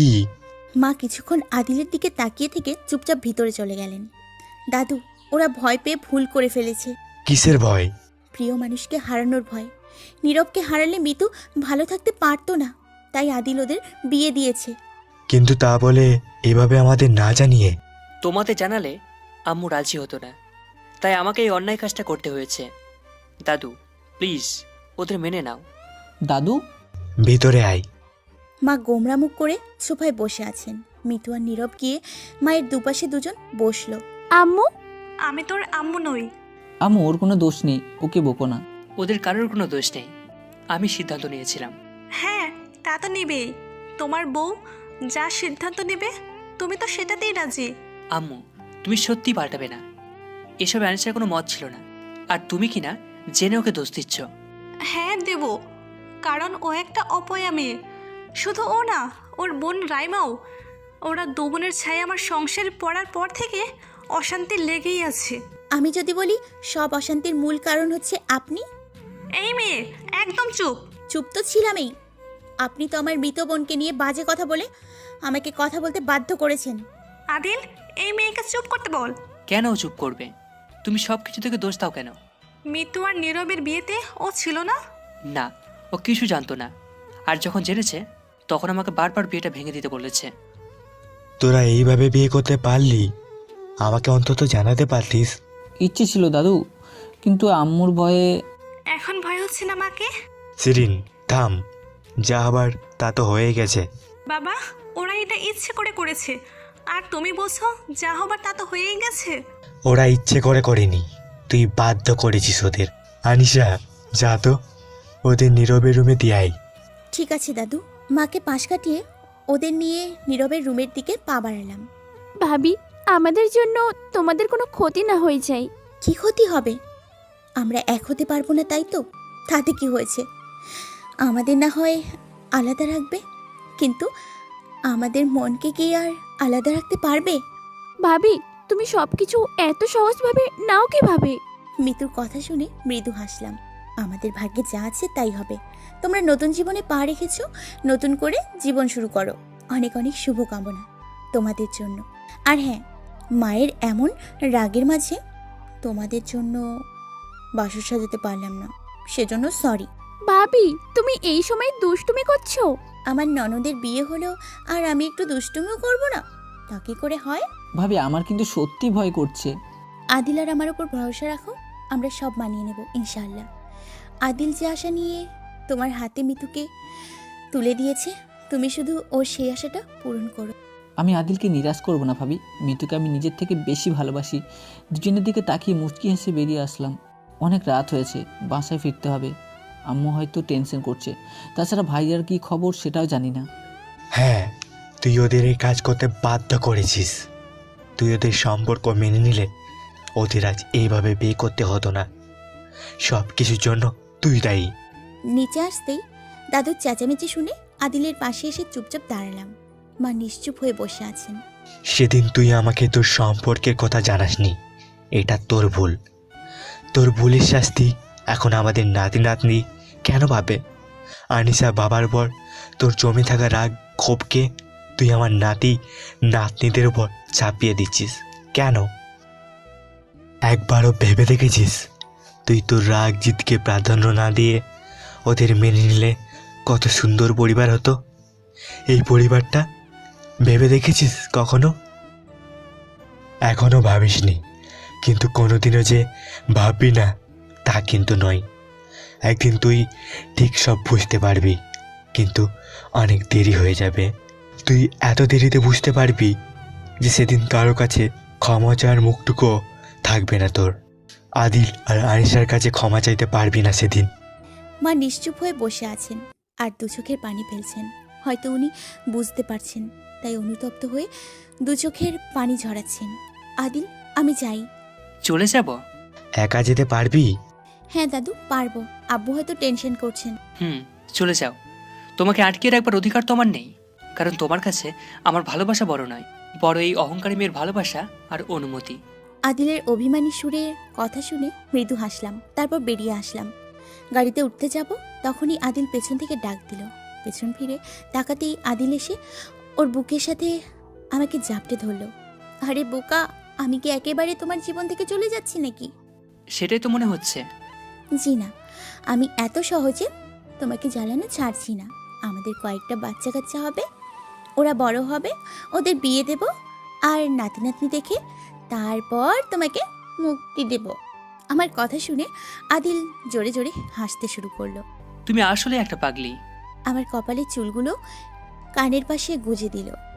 আমি দুহাতে আদিলের গলা জড়িয়ে ধরে ওর কাছে আসতে লাগলাম। এত সহজে ছাড়বো মানে? ভালোবেসেছি কি ছেড়ে চলে যাওয়ার জন্য? আমাদের ভালোবাসা তো এতটা ঠুকনো ভালোবাসা নয়। আমরা তো বিয়ে নামক পবিত্র বন্ধনে আবদ্ধ। আল্লাহ ছাড়া আমাদের আলাদা করার সাধ্য কারোর নেই। অল্প আঘাতে হাত ছেড়ে দেওয়ার নাম ভালোবাসা নয় আদিল। সুখে দুঃখে বিপদে আপদে সব সময় একে অপরের পাশে থাকার নামেই ভালোবাসা। আদিল অবাক হয়ে আমার দিকে তাকিয়ে আছে আর মুচকি হাসছে। ওর ঠোঁটে আমার ঠোঁট ছুঁয়ে দিলাম। আদিল দু চোখ বন্ধ করে হাসছে। আমি মুগ্ধ নয়নে ওর হাসি দেখছি। রাত 10টা। দরজার সামনে দাঁড়িয়ে কলিং বেল চেপেই যাচ্ছি। কয়েকবার বেল বাজানোর পর ফেরত চাচু এসে দরজা খুলে দিলেন। ও আনিশা মা, তুমি এসেছো? দরজা খুলতে এত দেরি হলো কেন? আর বাকিরা সবাই কোথায়? হসপিটালে। সোফায় বসতে গিয়েও বসলাম না। সবাই হসপিটালে, তার মানে ভাইয়ার কাছে আছে সবাই। জমাই বাবাজির কাছে অনেকবার ফোন করেছি, কিন্তু উনি রিসিভই করেননি। শিয়া বাবাজিকে কারা যেন ধরে খুব মেরেছে। আদিল ব্যস্ত ছিল, তাই হয়তো ফোন রিসিভ করেনি। তুমি কি হসপিটালে যাবে? হ্যাঁ, আমি যাচ্ছি, তুমি বাসায় থেকো। আচ্ছা মা। আদিল না বুঝে ভাইয়ার এই হাল করেছে, এটা সবাইকে বলা প্রয়োজন। না হলে ভাইয়া সুস্থ হয়ে এসব বলে চাচি হয়তো আদিলকে ভুল বুঝবে। তাড়াতাড়ি হসপিটালে যাওয়ার উদ্দেশ্যে পা বাড়ালাম। দরজা খুলতেই আব্বুর গাড়ি এসে থামলো। ফুফু আর আব্বু নেমে আসলেন। আব্বু, তোমরা চলে এসছো? ভাইয়া এখন কেমন আছে? ভালো আছে, সকালে রিলিজ করে দেবে।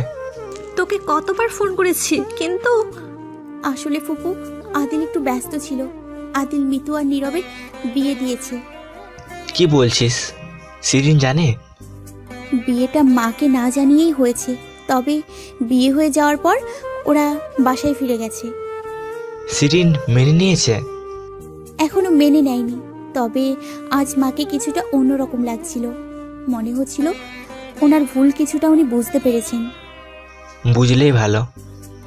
আপু, একটা কথা ছিল। বল। আব্বু সোফায় হেলান দিয়ে বসতে বসতে বললেন। আমি গিয়ে আব্বুর পাশে বসলাম। আব্বু, ভাইয়াকে কারা মেরেছে জানো? না, এখনো শিহাব কিছু বলেনি। আদিল আর নীরব মেরেছে। কি কি বলছিস তুই? ফুফু রুমে যাওয়ার জন্য পা বাড়াচ্ছিলেন। আমার কথা শুনে এদিকে এগিয়ে আসলেন। সবাই রেগে গেলে আমি এখন কি করব? আসলে ভাইয়াও বাসায় গিয়েছিল মায়ের সাথে কথা বলার জন্য, কিন্তু আদিল আর নীরব না বুঝে ভাইয়াকে মেরেছে। আব্বু, পুরোটাই একটা ভুল বোঝাবুঝি, তোমরা রাগ করো না প্লিজ। আমরা না হয় বুঝলাম ভুল বোঝাবুঝি, কিন্তু তোর চাচি কি বুঝবে? এভাবে কেউ কাউকে মারে? চাচিকে আমি বুঝিয়ে বলবো। ঠিক আছে, সকালে ওরা বাসায় ফিরে আসুক, তারপর না হয় দেখা যাবে কি হয়। আনমনা হয়ে ছাদের ফুল গাছগুলোতে পানি দিচ্ছি আর ভাবছি সকাল গড়িয়ে দুপুর হতে চলল, কিন্তু চাচি এখনো ভাইয়াকে নিয়ে আসছে না কেন? ভাইয়া কি তাহলে রিলিজ করেনি? গাড়ির হর্নের শব্দে আমার ভাবনার ছাদ পড়ল। নিচে তাকাতেই দেখি চাচি গাড়ি থেকে নামছে, আর এক মুহূর্তেও দেরি করলাম না, দৌড়ে নিচে নামলাম। ফুফু দরজা খুলে দিতেই চাচি এসে ভেতরে ঢুকলেন। চাচি পেছনে মা আর মিতুকে দেখে বেশ অবাক হলাম। আস্তে আস্তে। দরজায় আবারও চোখ পড়তেই বড়সড় একটা ধাক্কা খেলাম। আদিল আর নীরব ভাইয়াকে ধরে ধরে ভেতরে নিয়ে আসছে। ভাইয়ার কপালে ব্যান্ডেজ, পায়ে ব্যান্ডেজ। আমি তো অবাক হচ্ছি ওদের কাণ্ড দেখে। গতকাল মেরে হসপিটালে পাঠালো আর আজ ধরে ধরে বাসায় নিয়ে আসলো। আমরা সবাই একসাথে বাসাই। শিহাবকে এখানে বসিয়ে দাও। আদিল আর নীরব ভাইয়াকে সোফায় বসিয়ে দিল। আদিল সোফায় বসতে বসতে আমার দিকে তাকিয়ে চোখ টিপ মারল। আদিল আমার দিকে তাকিয়ে মিটমিট করে হাসছে। আমি ভেবা জায়গা খেয়ে ওর দিকে তাকিয়ে আছি। সবাই একসাথে আমাদের বাসায় বসতে পারছি না কিছু। আমার ছেলেদের জন্যই তো শিহাবের এই অবস্থা হয়েছে, তাই ওকে দেখতে হসপিটালে গিয়েছিলাম। উনি ভাইয়াকে দেখতে এসছেন আর আমি কিনা ভেবে বসে আছি উনি ভুল বুঝতে পেরেছেন। আর বাসায় এসেছি আমার বৌমাকে বাসায় ফিরিয়ে নিয়ে যাওয়ার জন্য। মায়ের কথা শুনে চমকে উঠলাম। আদিলের দিকে তাকালাম, ও আমার দিকে তাকিয়ে হাসছে। চিন্তা করো না, এবার সব ঠিক হয়ে যাবার পালা। মিতু এসে আমাকে জড়িয়ে ধরে কানে কানে বলল, আনিশাকে ফিরিয়ে নিতে এসেছেন, কিন্তু আপনাদের মেয়েকে দেবেন না? ভুল করেছি মানছি, তাই বলে শোধরানোর সুযোগ দিবেন না? আমি কিচ্ছু বুঝতে পারছি না। এতে না বুঝার কি আছে? আমি আমার ভুলগুলো বুঝতে পেরেছি, আর তাই সবকিছু এবার শুধরে নিতে চাই। মা, কাল অবধি তো আপনি আমাকে সহ্যই করতে পারতেন না। যার ভুল এতগুলো বছরে ভাঙতে পারলাম না, সে এক রাতের মধ্যে সব বুঝতে পারলো। এত পরিবর্তন। এত বছরে বুঝতে পারিনি বলে যে আর কখনো বুঝতে পারবো না সেটা তো নয়। মানুষ একদিন ঠিক ভুল বুঝতে পেরে অনুশোচনায় ভোগে, যেমন আমি। ভূতের মুখে রাম নাম।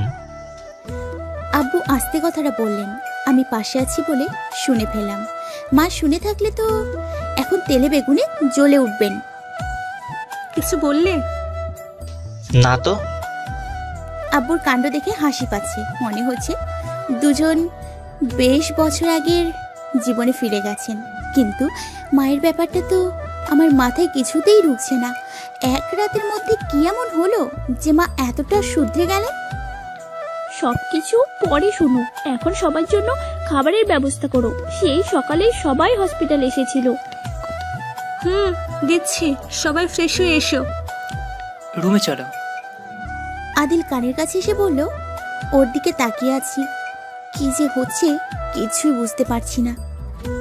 কি হলো? চলো। আদিলের পিছু পিছু রুমে আসলাম। আদিল রুমে ঢুকতেই দরজা বন্ধ করে ফেলল। কি করছো? I love you Anisha. Adil আমাকে জড়িয়ে ধরলো। আমি বোকার মতো দাঁড়িয়ে আছি। আদিল, কি হচ্ছে আমি কিছুই বুঝতে পারছি না। আমু তোমাকে মেনে নিয়েছেন। সত্যি? হুম। আদিল আমার দুগালে ধরে আমার কপালে আলতো করে একটা চুমু দিল। আর তোমার থেকে আমাকে দূরে থাকতে হবে না। আদিলের দিকে তাকিয়ে মুচকি হাসলাম। আমি বোকা, তাই তো বারবার নিজের ভালোবাসার উপর বিশ্বাস হারিয়েছি আর আম্মুর থেকে আলাদা হতে চেয়েছি। কিন্তু তুমি কখনো নিজের ভালোবাসার প্রতি বিশ্বাস হারাওনি, মনে জোর রেখেছ সব একদিন ঠিক হয়ে যাবে ভেবে। আর দেখো, আজকে সব কিছু ঠিক হয়ে গেল। তখন যদি আমি আম্মুর থেকে আলাদা হয়ে যেতাম, তাহলে আজ হয়তো আম্মু নিজের ভুল বুঝতে পারলেও আমাকে ক্ষমা করতো না। এবার বুঝেছো তো, মা বাবাকে একা করে দিয়ে কখনো দূরে যেতে চাইনি। সন্তান ভুল করলে যেমন মা বাবা ক্ষমা করে দেন, তেমনি মা বাবা ভুল করলেও সন্তানের ক্ষমা করে দেওয়া উচিত। বুঝেছি। এবার যাও, ফ্রেশ হয়ে এসো। তার আগে কি? আদিল আমাকে টেনে ওর কাছে নিয়ে গেল। আমার দিকে তাকিয়ে মিটমিট করে হাসছে। আদিল, কি হচ্ছে? চুপ। আদিল আলতো করে আমার দুগালি ধরে আমার ঠোঁটে ওর ঠোঁট ডুবিয়ে দিল। কিছুক্ষণ পরে ছেড়ে দিয়ে আমার দিকে তাকিয়ে হাসতে হাসতে ওয়াশরুমের দিকে চলে গেল। ফাজিল একটা। আচ্ছা আদিল, কাল রাতে কি এমন হলো যে মা এতটা পাল্টে গেলেন? আদিল ওয়াশরুম থেকে বের হতেই ওর দিকে তোয়ালেটা এগিয়ে দিতে দিতে প্রশ্নটা করলাম। অনেক কিছু। যেমন? রাতে তুমি চলে আসার পর আমি আম্মু রুমে যাই আমাকে বোঝাবো বলে। রুমে গিয়ে ভাইয়া ডায়েরিটা আলমারির কাছে পড়ে থাকতে দেখি। কিছুটা খটকা লাগলো। আম্মু ডায়েরিটা না পড়ে ফেলে রেখেছে। কিছুটা খটকা লাগলো। আম্মু ডায়েরিটা না পড়ে ফেলে রেখেছে নাকি এটা ভেবে আম্মুকে জিজ্ঞাসা করতে আম্মু রেগে গিয়ে বলে এসব ডায়েরিটা পড়ার প্রয়োজন নেই। তারপর আমি আম্মুর পাশে বসে ডায়েরিটা পড়তে শুরু করি। আম্মু খুব কাঁদছিল ভাইয়ার লেখাগুলো শুনে। শেষ পৃষ্ঠা যখন পড়লাম, বিশ্বাস করো নিশা, এর আগে কখনো আম্মুকে এতটা কাঁদতে দেখিনি। আম্মু কাঁদতে কাঁদতে অজ্ঞান হয়ে গেল। মিতু আর আমি তো ভয়ে কান্না শুরু করেছিলাম। আম্মুর কিছু হলে তো আমরা আবারও এতিম হয়ে যেতাম। নীরব ডক্টর নিয়ে আসছে। ডক্টর ইঞ্জেকশন দিয়ে আম্মু আস্তে আস্তে সুস্থ হয়ে ওঠেন। আম্মু ভাইয়ের মৃত্যুর জন্য নিজেকে দোষী করছিল। তখন দাদু আমাকে বোঝায় যে আমাদের এত কষ্ট দিয়েছে, যদি আমার বা মিতুর কিছু হয়ে যায় তখন নিজের ভুল বুঝতে পেরে সবকিছু মেনে নেয়। আমাকেও? আমাদের বিয়েটা মেনে নিলেও আমি বেশ বুঝতে পারছিলাম আম্মু তোমার উপর রেগে আছেন শিহাবের বিষয়টা নিয়ে। আম্মুর ভুল ভাঙানোর জন্য সকালে আম্মুকে হসপিটালে নিয়ে যায় আর সবকিছু খুলে বলি। আনিশা, আদিলকে নিয়ে নিচে আয়। আসছি পুপু। চলো। তোমার বিষয় নিয়ে আমি জেদ করেছি, সেটা আমিও মানছি, কিন্তু আনিশার উপর রাগ করাটা আমার অন্যায় কোথায় ছিল বলতে পারো?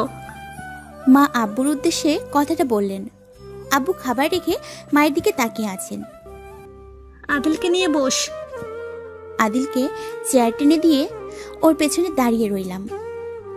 কোনো মেয়ে বিয়ের পর অন্য পুরুষের সাথে সম্পর্ক রাখবে আর সেটা শাশুড়ি মেনে নেবে, এমনটা কখনো হয়? শিহাব আমাকে আনিসের ব্যাপারে বাজে কথা বলেছে, এমনকি ছবি দেখিয়ে আমাকে ভুল বুঝিয়েছে। তাই আমি আনিসের উপর এত রেগেছিলাম। এবার তোমরা বলো, আমার রাগ করাটা কি অন্যায় ছিল? না না, আপনার অন্যায় হবে কেন? আপনাকে তো ভুল বোঝানো হয়েছিল। সব দোষ আমার ছেলের, আর ও তো নিজের দোষ স্বীকারও করেছে। রাতে যদি আদিল আবিরের ডায়েরি পড়ে আমাকে না শোনাতো তাহলে হয়তো আমার রাগ জিত কখনো কমতো না। আর সকালে হসপিটালে যাওয়ার পর যদি শিহাব আমাকে সব সত্যি না বলতো তাহলে হয়তো আনিশাকে আমি সবসময় ভুল বুঝে যেতাম। তাহলে আমাদের মেয়ের উপর থেকে সব রাগ অভিমান মেটে গেছে তো? একদম। আমার জেদের কারণে আবির আর রাইমা মারা গেছে, সেটা আমি দেরিতে হলেও বুঝতে পেরেছি। আমার মৃত বা আদিল আবিরের মতো কোনো ভুল করুক তা আমি চাই না। নীরব আর আনিশা কষ্ট পাবে সেটাও আমি চাই না, তাই ওদের মেনে নিয়েছি। আর ভাইয়ের প্রতি রাগ অভিমান? পুপুর কথা শুনে সবাই নীরব হয়ে গেল। আব্বু আর মা একে অপরের দিকে তাকিয়ে আছেন। আব্বু আম্মু মারা যাওয়ার পর বড় ভাইয়া আমাকে আর ছোট ভাইয়াকে খুব কষ্ট করে বড় করেছেন। আগে তো আমাদের এসব ছিল না, কিন্তু ভাইয়ার ভালোবাসা ছিল আর ভাইয়ার ভরসা ছিলে তুমি। তোমাকে কখনো দেখিনি, কিন্তু ভাইয়ার মুখে সবসময় তোমার নাম শুনতাম। ভাইয়া বলতো সারাদিনের সব কষ্ট ভুলে যায় যখন তোমার সাথে কথা বলে। কিন্তু হঠাৎ করে তুমি পাল্টে গেলে। ভাইয়া দিন দিন কেমন যেন হয়ে গেল। ভাইয়া সবসময় লুকিয়ে লুকিয়ে কাঁদতো। একটা সময় তুমি তোমার ভাইয়ার কথাই ভুলে গেলে, তোমাদের ভালোবাসার কথা। তোমাকে হারানোর জন্য ভাইয়া সবসময় আমাদের গরিব হওয়াটাকে দায়ী করত। আর তাই ভাইয়া রাগে অভিমানে ছুটতে থাকে টাকার পেছনে। হুট করে আমার বিয়ে দিয়ে দিল। কয়েক মাস পর ডিভোর্স নিয়ে আবার ভাইয়ার কাছে ফিরে আসলাম, কারণ স্বামী নেশা করতো, জুয়া খেলতো। ভাইয়াকে বিয়ের কথা বললে রাগ করতো, তাই শেষমেশ ছোট ভাইয়াকে বিয়ে করানো হলো। 1 বছরের মাথায় ছোট ভাইয়া আর আমি ভাইয়াকে বিয়ের জন্য খুব চাপ দিলাম, কান্নাকাটি করতাম। আমাদের কথা রাখতে ভাইয়া বিয়ে করলো, কিন্তু সাইমা, থাক না এসব কথা। ওকে বলতে দাও। কিন্তু ভাবিকে ভাইয়া আপন করে নিতে পারেনি। সংসার হয়েছিল, কিন্তু ভাবি কখনো ভাইয়ার ভালোবাসা পায়নি। ভাইয়া তোমার উপর জমে থাকা রাগ থেকে সারাক্ষণ টাকা টাকা করতো। একটা সময় ভাইয়ের এসব ব্যাংক ব্যালেন্স সব হয়, ভাবি প্রেগনেন্ট হয়, ভাইয়ার মন পরিবর্তন হতে শুরু করে, ভাইয়া ভাবিকে ভালোবাসতে শুরু করে। কিন্তু সে ভালোবাসা বেশি দিন টেকেনি। রাইমা রানিশাকে জন্ম দিতে গিয়ে ভাবির মৃত্যু হয়। কিছুদিন পর ছোট ভাইয়া অ্যাক্সিডেন্টে মারা যায়। ছোট ভাবি শিহাবকে নিয়ে বাবার কাছে চলে যায়। আর আমি ভাইয়া রাইমার আনিশাকে অনেক কষ্টে বড় করি। এখন আমাদের সব আছে, শুধু হারিয়ে গেছে ছোট ভাইয়া আর ভাবি, সাথে তোমার আর ভাইয়ার ভালোবাসা। ভাইয়া তোমাকে সত্যি খুব ভালোবাসতো। ফুপুর কথাগুলো শুনে সবাই কেমন যেন নীরব হয়ে গেছে। আব্বু আর মায়ের দুজনের চোখের পানি। সত্যি ভালোবাসা বড়ই অদ্ভুত।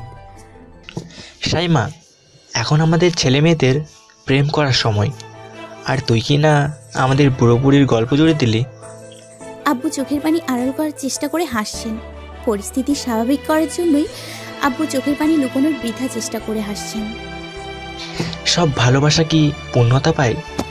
কিছু ভালোবাসা অপূর্ণ রয়ে যায়। বেশ তো আছি আমার মেয়েকে নিয়ে, আমি ভালো আছি। শিরিন ওর ছেলে মেয়েদের নিয়ে ভালো আছে। দুজনের আবার দেখা হয়েছে, আর কি চাই? হয়তো 22 বছর আগের দিনগুলো আর ফিরে আসবে না, কিন্তু বন্ধু হয়ে তো থাকতেই পারি মরণের আগে পর্যন্ত। তাছাড়া আমরা তো এখন বেয়াই বিয়ান, এভাবেই কাটিয়ে দেব বাকি দিনগুলো। কি বলো শিরিন? আনিশা, তোর হলো? হ্যাঁ ফুপু, এই তো সব সাজানো শেষ। সবাইকে ডেকে নিয়ে আয়। ঠিক আছে।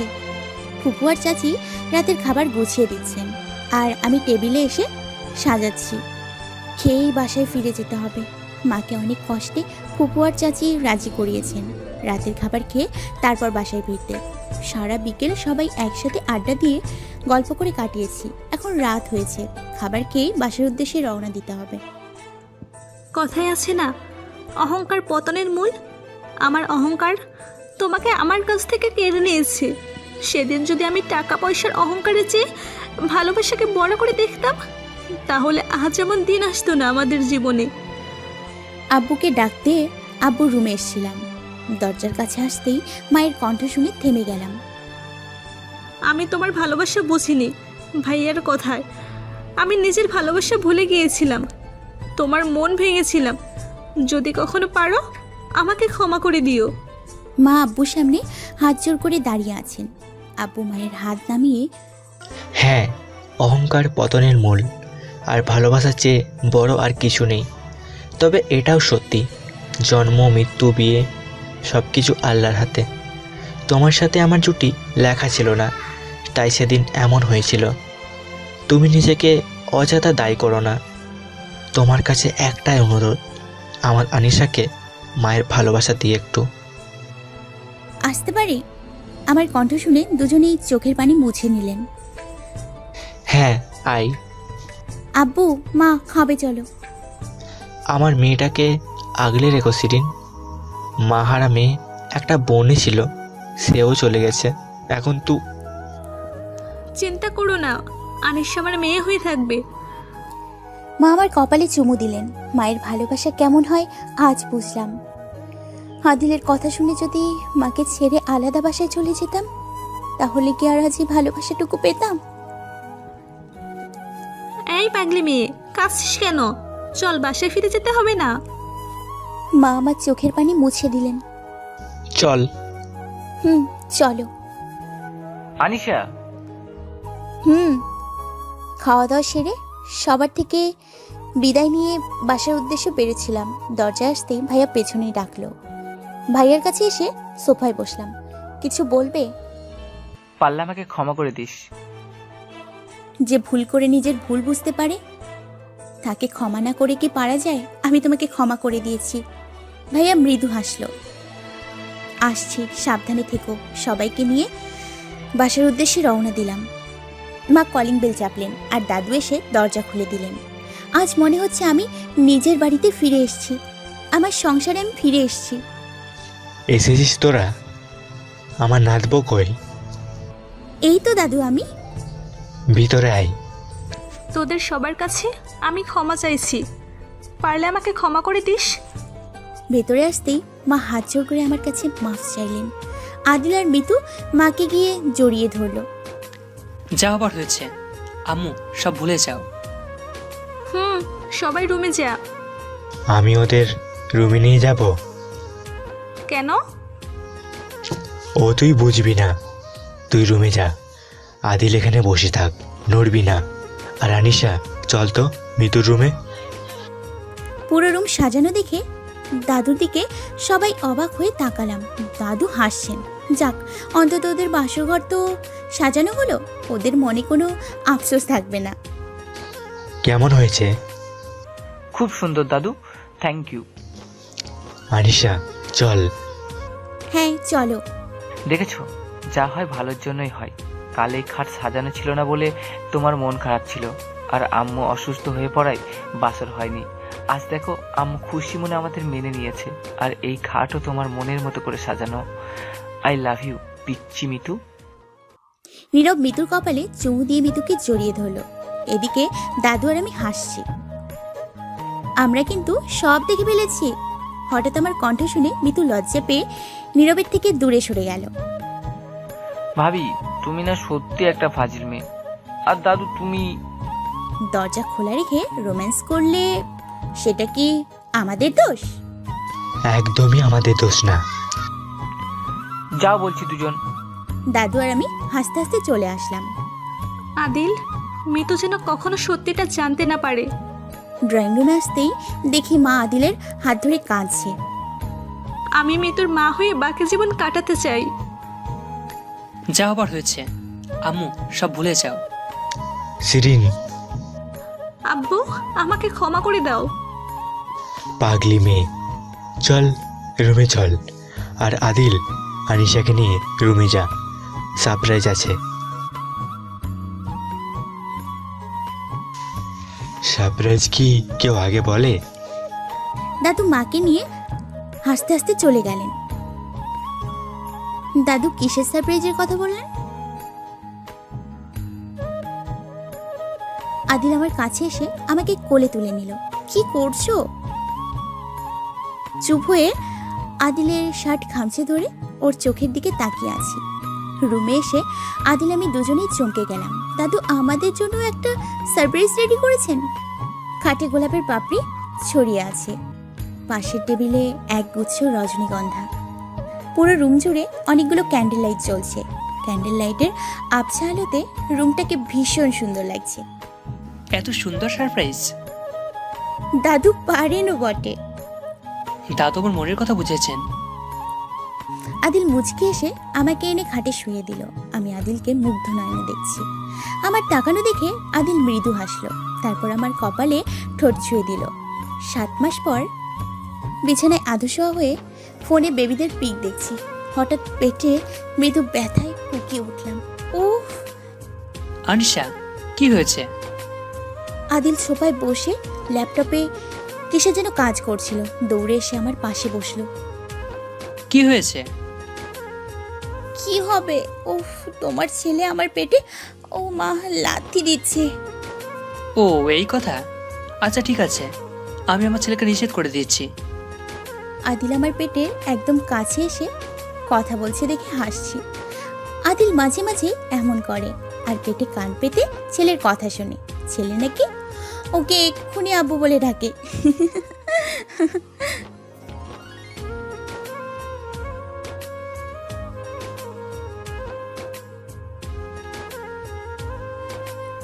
এই কি হচ্ছে? আমাকে জ্বালানোর প্ল্যান হচ্ছে ছেলের সাথে, তাই না? আদিল মুচকি হেসে এসে আমাকে জড়িয়ে ধরলো।